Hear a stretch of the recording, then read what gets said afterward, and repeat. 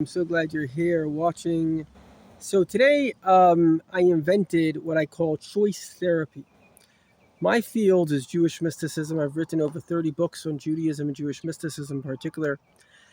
Jewish mysticism is, as the title of one of my books, unfortunately it's not seen the light of day yet, but the book is called The Science of Souls. Just today I saw a book, I forgot the name of the book, which I purchased. It was some guy from university, PhD, a lecturer. In any event, he came across the book, the Tanya, which is called the Bible of Jewish Mysticism. And effectively, he was turned on. He realized that all the philosophy and all the psychology he was looking at was nothing compared to this book. I myself heard directly from Dr. Trachman, PhD in experimental psychology. He says he could throw it all out. I'm not saying that there isn't anything good, but I've read a lot of psychology from primary sources. Relative to Hasidus, you could literally throw it all out. And Hasidus is the science of souls. So welcome on a journey. And on this journey, I'm going to take you into your very soul. There's nothing that is as accurate, that is as close to the truth, because who actually knows the truth, but it sounds true, as Hasidus. And you'll see not only an intellectual comprehension of yourself, but most importantly in choice therapy, you'll understand how to align yourself with yourself. The Rebbe, one of the great masters, every generation has a great master, and the Rebbe said that the reason there is anxiety in life, and the good Lord knows there's way too much anxiety going on, is because people are misaligned between their inner and their outer self. You see, there's a great statement, I don't know how much you know about Freud, but there's a Hasidic teaching. Freud dug in the ground and he found worms. Had he dug deeper, he would have found water. You see, you can look superficially at something and think you know what it is. You could literally dig in the ground and find worms. But you don't realize that beneath the worms, there's water. And beneath the water, there's granite. And beneath the granite, there's molten lava.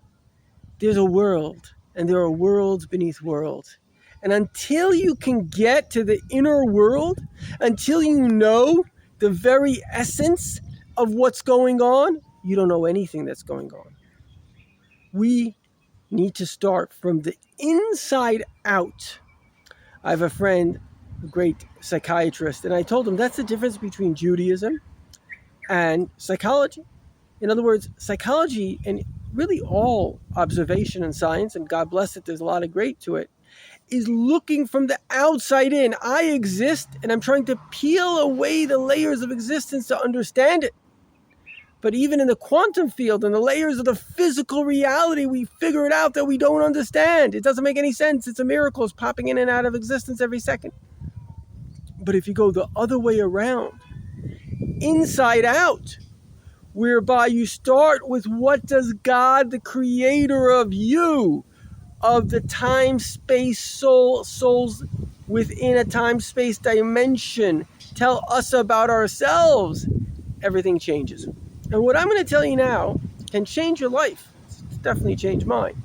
But it's just a scratch. It's the tippity tip of an iceberg, scratching the surface of the depth of the wisdom of Hasidus. Never mind Kabbalah, which goes even deeper and deeper, which is even beyond my pay grade. The depth of the wisdom that's here. But I want to begin with a fundamental idea. And the idea is that we all have actually three souls. We are not a single person in a body. We are three people in one body. And I don't know if they call that multiple personality or schizophrenic. No, it is every single person is three people in one body. Who are these people? Once you can dissect each of these people, you begin to understand yourself better. And once you understand yourself better, then we can already begin to talk about who is your inner self, who is your outer self, And how can you make the two of those talk together? How can you make them align? Just on a very simple level, if a person does something they think they shouldn't do, that's called guilt. It doesn't feel good. It isn't good. And therefore they shouldn't feel good about it. So aligning our outer behavior with our inner behavior is very important. But the question then is, why are there two behaviors? Why is there a part of me, like, Freud actually writes, people universally admire people, say like Nelson Mandela, who spent 27 years in prison for an ideal, but they don't exactly want to go to prison for 27 years for an ideal. In other words, there's a part of us that admires idealism. And we love it. Oh, that's so beautiful. What an amazing person. What an amazing woman. She did such an amazing thing. So good. People pass away. We don't talk about their bank account. We're talking about what a wonderful person, etc., etc. However, why am I not that wonderful person too, if I admire it so much? There's another part of me. And this part, it ain't so wonderful. But it's not all bad. It's just not all good. It's not the wonderful part. So let's begin, as the Alter Rebbe, the author of the Tanya, the Bible of Jewish mysticism, begins. The first soul he calls the animal soul. Now, if you think of any animal basically works on a very simple mechanism. It's called the pain-pleasure principle. And effectively, it does what is going to feel pleasurable to it, and it doesn't do what's going to be painful to it. And the good Lord hardwired the animal that certain things that are pleasurable will help it survive, such as eating, procreating. Certain things that are painful to it, including anxiety, will help it survive too. So if it's cold, it's going to build a house. If it's too hot, it's going to go into the shade.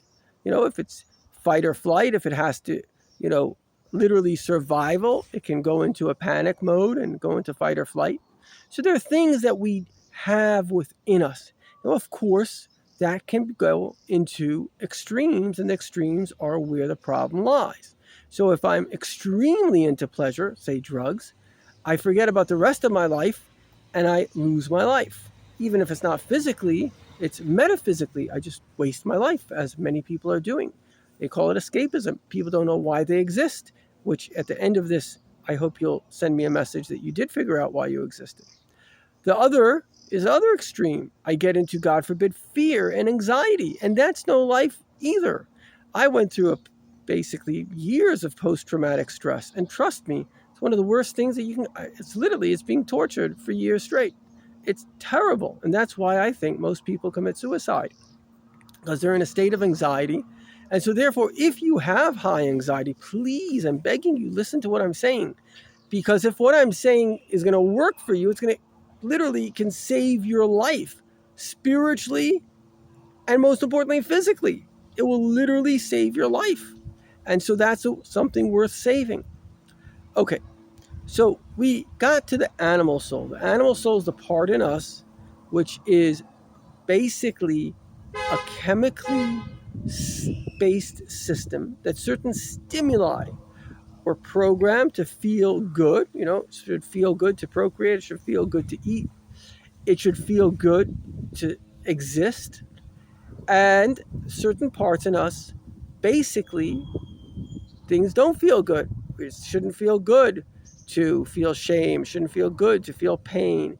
And so we have this kind of tendency to go towards what feels good and away from what feels bad. And every single living thing on this planet has the same tendency towards what feels good. Even animals, if you give them cocaine, they'll take it to the point of death because they don't have a higher system. We are the only, if you want to call it mammal, that has a prefrontal lobe.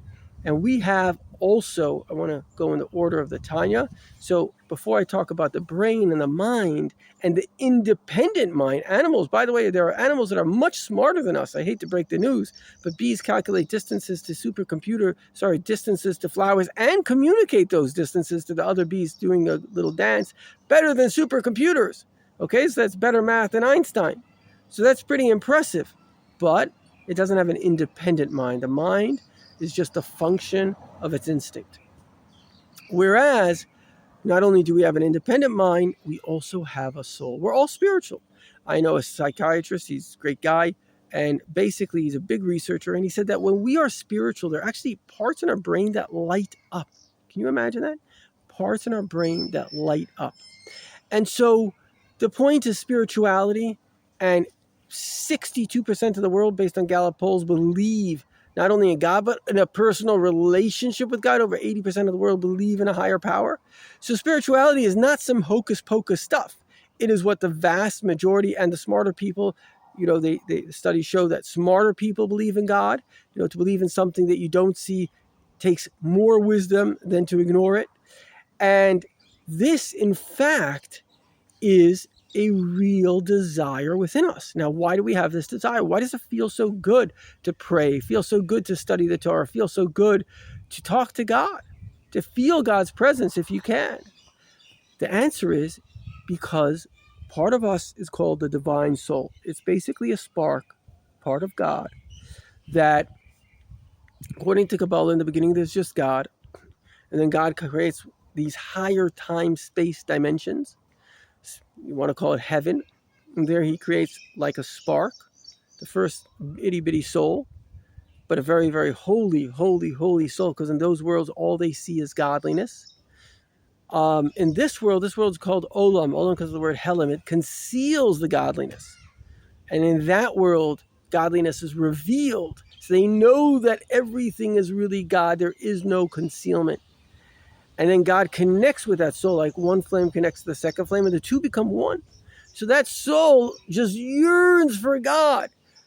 One of the great masters, Al Tadeva, said that every night, the souls, when they go to heaven at night, they begging God, get me out of here. Or the godly soul, at least. The animal soul is quite comfortable here. But he said, get me out of here. I can't handle it. In fact, I once had a dream, and I literally heard the cry of the soul. And I can tell you it's a cry like you never heard before.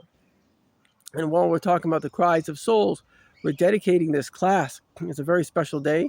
It's the 23rd of Sivan, where, without going to all the mysticism, we have a tremendous power. So we dedicate the class to the eradication of evil. Those that want to kill Jews, they should meet the fate that they wish upon us, or at least their hearts should change immediately. Those that are hostages should come out. Those that they have killed, the millions upon millions of Jews that died just for being a good person, because other people were jealous of them, which is another story. They should come back to life. And the Holy Temple should come down, and we should all have everything we need physically and spiritually, and both together. But getting back to the story here, there's a third soul. So we have one soul which likes pleasure and dislikes pain. We have another soul that loves, truly loves God and spirituality and, beautiful things like love and friendship, idealistic to the tilt. And then we have a third soul, and this is the mind, the independent, rational mind. Now, what makes us unique is that we can make choices. And this is very, very critical, what I'm going to tell you now. People don't understand how important their mind is. Why? Because the mind is like an observer. It is observing you. It observes your godly soul. It observes your animal soul. And then it tells you what to do. Now, many of us like to ignore the mind because the mind, of course, is right. And we maybe are lazy, or maybe we're gluttonous. So, or maybe the mind even is telling you not to be spiritual right now. Go get a job or something. The mind can see reality. And therefore, the mind, in a sense, is the most godly part that we have. Hold on one second. Why? Because God is reality. That is what God is. God is reality. And so, God is truth. He's pure truth. And so anything that is a desire, even the godly soul's desire, even your spiritual yearnings for God, that's not God. That is the soul's yearning for God. God is what he tells us he is. And this is one of the primary books of Kabbalah, which is written by Abraham, who told us the time, space, soul dimension, which was amazingly accurate. It took thousands of years of science to discover it. And it says, Im rotz libcha, if your heart yearns to God, shuv le'echad, return. Return back to the one. Return to God who's telling you, I don't need you in heaven. Because if I did, I wouldn't have put you on earth. I need you on earth. I need your love to permeate this world. I need you to be me on this planet. That's why I made you. I didn't make you so you should run away from this world. I made you so you should return. Of course, you need spirituality, because if you don't have any yearning, you don't have any fire, you don't have any juice, then you are not going to know what to do. And that's why we take tremendous amounts of time in the study of the Torah, in prayer, in listening to the Rebbe, the great master of the generation, and we connect to God. You know, Rabbi Nachman of Breslov said, speak to God in your own language. It's a very good thing to do. That's the original idea of prayer. Ask God for what you need. But don't get stuck. Don't get stuck. Don't get stuck in being a spiritual person. Because I did not make you to be spiritual. Had I made you to be spiritual, I wouldn't have given you a body. I gave you a body because I wanted you to be physical. I wanted you to take your body, and I wanted you... Now, this is the crux of choice therapy. So listen up for a second. In this world, we are all here to serve God. Everyone and everything was created to serve God. Technology is not anti-God. It's a tool. If you use it, my grandfather had one of the first Jewish mysticism radio shows, and the Rebbe, the great master, loved it. Why? He used to listen to it because he was using, what am I doing now? I'm using technology, my phone, the internet, to spread light. The internet was not created so somebody could look at something inappropriate. The internet was created so somebody could help another person with good advice, could learn Torah, go to Chabad.org, go to my website, KabbalahWisdom.org. There's so much content. My father has a class going on for, I don't know, maybe 30, 40 years with Neil Soslin. And he told me after Chabad.org came out, he says, this man has learned more in 6 months from Chabad.org than he learned in 30 years once a week with me. There's so much available, so much. But the point is that we have to choose. Choice is everything. We live in a time that so many millions and billions of people, please God, everybody, have been freed from the shackles of destitution, of having to work 12 hours a day. I spoke to a Jew from Russia, the stupid communist, 12 hours a day for a piece of bread. What people had to do just to survive. They didn't have time. I have a friend, Norman Frank, of blessed memory. So Norman Frank, he gave me a great line. He said, why was man first put in the Garden of Eden? He had everything he wanted. Why? Because to be a man, you have to be in the Garden of Eden. You have to be able to experience solitude. You have to be able to experience lack of stress. And from that point, you have to question, like Abraham, the first spiritual seeker, did. What is the truth?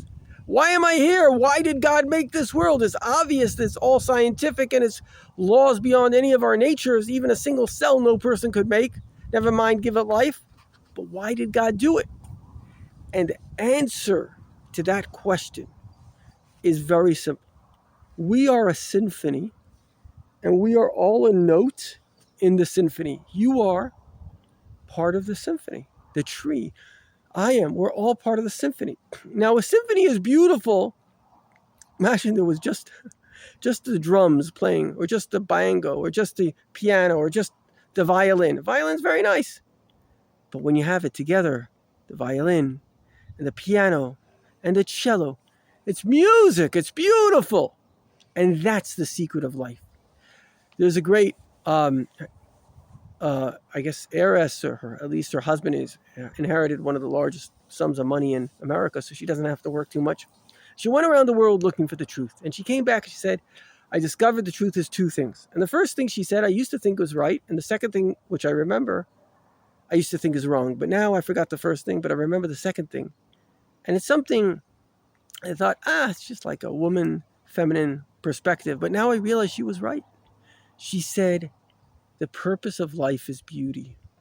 And I thought, what? Beauty? And I realized, yeah, because beauty is the coalescence of differences. It's like a canvas that has one color. It's not beautiful. The more colors that are on that canvas, the more beautiful it gets. The diversity in our planet is not to separate us. It is actually to unite us. Man and woman are not here to fight, God forbid. They're here to love. And the greatest love can be achieved in someone that's similar to you, but at the same time a little bit different, because it creates a certain magic, a mysticism. It creates a certain joy. Quite simply, we enjoy things. Why do people like to hear parakeets talk? People talk all the time because it's funny. Birds don't usually talk. Something that's different to you has a certain pleasure. So the differences in this world, I'm looking at a tree, at a beautiful sunset, at a mountain. It's not me, but it's different to me, and that's why I love it. It's something special. And so each one of us is different to the other. And therefore, we're more lovable. We're not less lovable by being different. We're more lovable. My father-in-law is a very special man, and unfortunately he's gone through some near-death experiences, and we had a beautiful Shabbat table in Sfat, this mystical city. You're welcome to visit us here. And we go around the table, we ask people kind of for the meaning of life as they see it. And he said, well, my rabbi told me, and I kind of agree, the meaning of life is that I should be me. And he's 100% right. He's such a nice person, a kind person, a sweet person. If there were more people like him, the world would be a beautiful place. The meaning of life for Alan, quite simply, is just to be Alan. And you know what? It's probably the same thing for you and me. Just to be you. Now, just to be you doesn't mean to absolve yourself of responsibilities. There was a cute story of a guy who comes into a bar and he takes the shot glass, he drinks it, and he throws it on the ground. And the bartender said, what are you doing? He says, I don't know, I've got this crazy thing from childhood. I'm sorry. He pays for another one, he takes it, he throws it on the ground. The bar said, listen, you do that one more time, buddy, you're out of here. So he takes it, he throws it. The guy says, you're out of control, buddy. You can't even control yourself. Go to a therapist. Come back in a year once you learn some self-control, and we'll be happy to have you. Comes back in a year. He says, Roger, I got to tell you the truth. I spent every single week $200 for my therapy session. Roger's so happy. He's like, well done, Jack. I'm so proud of you. Gives him he says, this one's on the house. He takes it, he throws it down, and he breaks it. So he says, Jack, I thought you had a year of therapy. $200 a week. That's like, whatever, you do the math, 10 times 200, that's 2,000, times 5, that's about 10,000, whatever, it's about $10,000, $12,000 you spent, and you did the same thing. He says, yes, you don't understand, Roger, but now I don't feel guilty about it. That's not the goal of life, to take you out of your misery, to take you out of your guilt. The goal of life is to realize that you have been chosen. This is very important. Choice therapy. You have been chosen. We didn't choose to be born. We were chosen. The note doesn't choose to come into the symphony. It doesn't choose to be part of it, but it adds beauty to the symphony. But it must fulfill its purpose. The note that is not going to be on key, it needs to be the big star, or it doesn't want to shine. That is not a note that's helping anyone, including itself. You have to stand tall and proud and know who you are. And I'm going to tell you, if I may, with all of my background in Judaism, Jewish mysticism, which I believe is true, exactly who you are. You are an agent of God. You have been chosen by the Creator of the world to do a mission. Now, you are either a Jew or a Gentile. It's just that simple. If you're a Jew, there are 613 laws in the Torah. There are some laws specific for men, about 14, and most of them men and women have in common. But being a man and being a woman are unique roles, which is obvious. A woman is more of a nurturer. She has an inner sensitivity to life, and she has a sweetness in being able to educate and nurture people in the most beautiful way. And a man is more of a conqueror. He likes to go out and he likes to change the world, again, in a good way, not in a bad way. And I need to mention, making money is a wonderful thing to do. It's not a bad thing. It's a wonderful thing. If you do it, of course, in a kosher and a good way. Making money is a mechanism in which you can then take care of yourself. You're not a burden on society. Making money is a way that you can do good. You can't do good without money. I mean, you can do a lot of good without money, but you can do a lot more good with money. Making money is wonderful. And I bless you, you should go out and try hard to make money or take a job or something meaningful to you. But let us not confuse our roles. The greatness of a woman is she can do something that no man can do. She can have a child and she can nurture the child. If not for my mom, I wouldn't be here. And if not for your mom, you wouldn't be here too. And the stupidity. I was in the German airport, and it had this stupid UN kind of ad, and a woman is every single thing. A woman is a doctor, a woman is a lawyer, a woman, except for one thing, a mother. Really? So if you're going to convince women to be doctors and lawyers, and they're not going to have children, you're not going to have anyone to be a doctor or a lawyer for. There are many countries now. They're going into population implosion. Countries that existed for thousands of years and 100 years are not going to exist. They're going into population implosion. I don't know if you know this, but there's a great book written by one of the foremost advisors to the Secret Service and many governments. And I forgot the name of the guy. It's actually an Orthodox Jew. And he called How Populations Die. And he shows every single population, whether it's Christian, even Islam. People think they're having a lot of babies. Yes, only until they get the pill. But anybody that has access to the pill can prevent themselves from having a lot of babies and doesn't. There are only two groups. It's evangelical Christians and Orthodox Jews. That's it. Everyone else going into population implosion. Why? Because they didn't see my video. Send them my video. Why? Because their inner, their godly soul, their mind, and their animal soul have to unite. The animal soul has to become more godly, but the godly soul also has to become more animal, because it's not about running away. It's about running towards the purpose that you were created.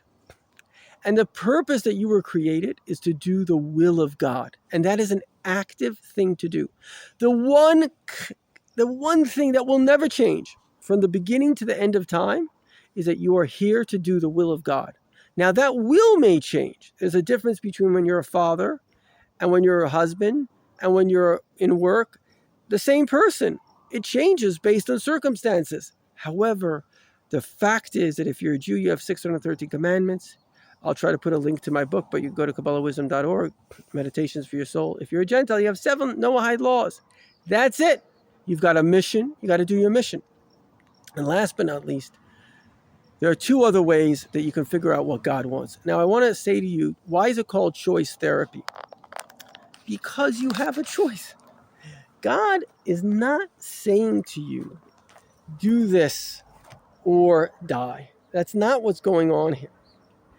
God is saying to you, listen, Yankele, Rachel, whatever your name is, I am begging you, please, you are a note in the symphony of reality. I like to say history is his story. You are part of his story. You are part of history. Whether you like it or not, you're part of history. A tree is part of history. You're the most important part of history. You have a starring role in history. Now, if you get distracted, the media is not here, so you should waste your life looking at stupid videos. I know somebody, brilliant person, but they're wasting their life day after day after day looking at videos. For crying out loud. Even if you use that time, you can become, literally, this person's brilliant. You can become a doctor. You can save lives. You can do anything. And you're looking at videos? Are you stupid? My phone, for whatever reason, my internet went down. It's the best thing that ever happened to me.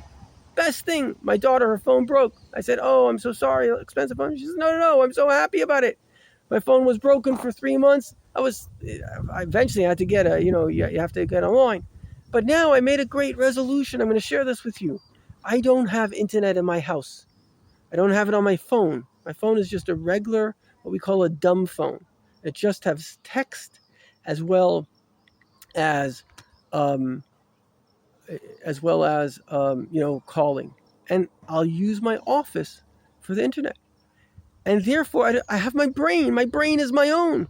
Our brains are being sucked out. I remember for a couple of months I didn't have basically a smartphone. My brain was thinking literally as soon as I turned my smartphone on, I could literally feel how like 40% of my brain went into my phone. We're not alive. We're zombies. We're being manipulated by cheap, cheap, cheap serotonin fixes. And that's what people are paid millions of dollars, millions upon millions of dollars to addict us to stupid Facebook and reels and stuff like that. It's insane. And the people that actually made the technology, they don't let their kids use it. I have a friend that's very big in technology. He doesn't let his kids use technology. Because anybody that knows anything about the brain knows the brain needs to think. And if you don't think, they say use it or lose it. You're going to lose your brain. You're going to literally lose brain cells. You have to think. And looking at a machine, even this video, to be honest with you, is not the best use of your time. If you do what I'm going to tell you, it's going to be a good use of your time. But you should be thinking. Number one, you have to think. So if you made it this far, congratulations, 31 minutes. But I'm going to conclude choice therapy. Why is it called choice therapy? Because you have a choice. You can waste your life. God said it clearly. See, I am giving you good and evil, life and death. The good is that you should listen to me. If you listen to God, and I'm 50 years old, I've been around the block. I've seen no better results in my life than listening to God, and no worse results than not listening to God. God's commandments are the manual for life. Follow them. If you don't know, you're welcome to write to me. I'm just trying to think how. Go to my website, KabbalahWisdom.org. My name is Rabbi Zevi Weinberg. I'll answer you. Go to Chabad.org. They have 40 rabbis and ladies answering people questions. Get an answer to a question if you don't know. Literally, these are people steeped in wisdom of thousands of years of how to deal with life. Get an answer. And last but not least, you could even ask God himself, because we are now in the Messianic era.